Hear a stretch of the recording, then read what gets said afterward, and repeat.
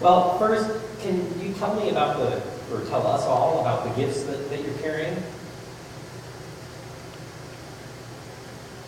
I have brought gold fit for the crown of the king. Mine is frankincense for praise to the deity. And this is myrrh, where we all die.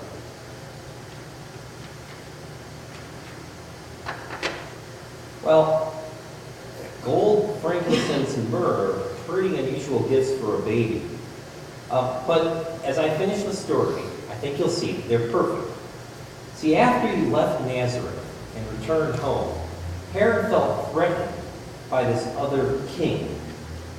He wanted to get rid of the child, so he issued a decree that the baby should be killed. He went to Bethlehem and had every male child aged 2 and under executed. Just as you had a dream about Herod, the baby's father Joseph had a dream from a heavenly messenger that he needed to flee to Egypt.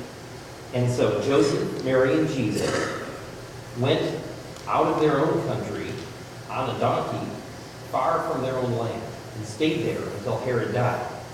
Then they returned to Nazareth, where the baby, who was named Jesus, stayed and learned how to be a carpenter from his father. When he was 30 years old, he left and became a wandering preacher. Both by birth and baptism, the God of the Jews proclaimed this Jesus to be his son. You are telling us that the child we visited and worshipped was the son of the Jewish God in heaven? This is strange news indeed. Please continue. Well, as Jesus went around preaching, he called a group of people to go with him. Jesus taught his pupils, or disciples, many things by his examples and by stories called parables, so that they could carry on the message he preached. They encouraged the people to return to a true belief in God, rather than to abide by all the rules and works that the priests had taught were necessary. Jesus was despised by them, and eventually the high priest Caiaphas feared that Jesus would cause the people to rebel against the Romans. So he and the Romans had Jesus executed by crucifixion. So this was the harm our prophecy spoke of. Well, yes, but his death was not the end. 3 days later, Jesus rose from the tomb and soon ascended into heaven to be with his Father.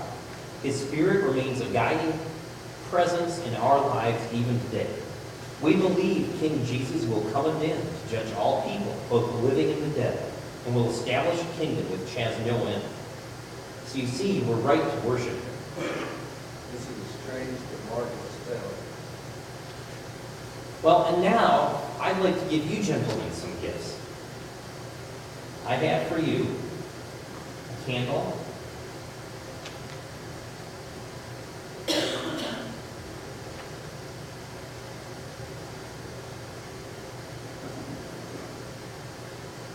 some bread, and a cup. What do these gifts mean? Well, the candle means that Jesus is the light of the world. One of those disciples I mentioned, one of his followers, wrote that Jesus was the light of the world that could not be overcome by any darkness. And so remember that Jesus gave the light of truth.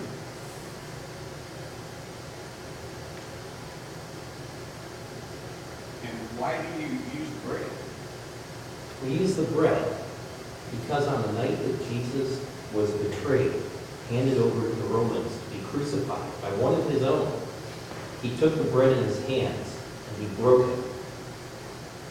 He gave it to them and he said, "Take and eat this bread. This is my body given for you."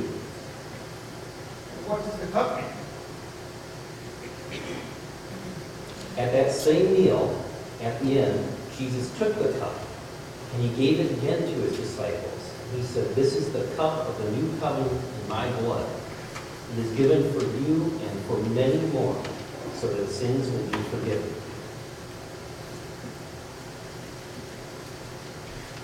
And so, with these gifts, we as Jesus followers have a tradition that we share the bread and the cup with each other. And so we would like to invite you gentlemen, as you have proclaimed your faith in Jesus by coming to follow him, to join in communion with us.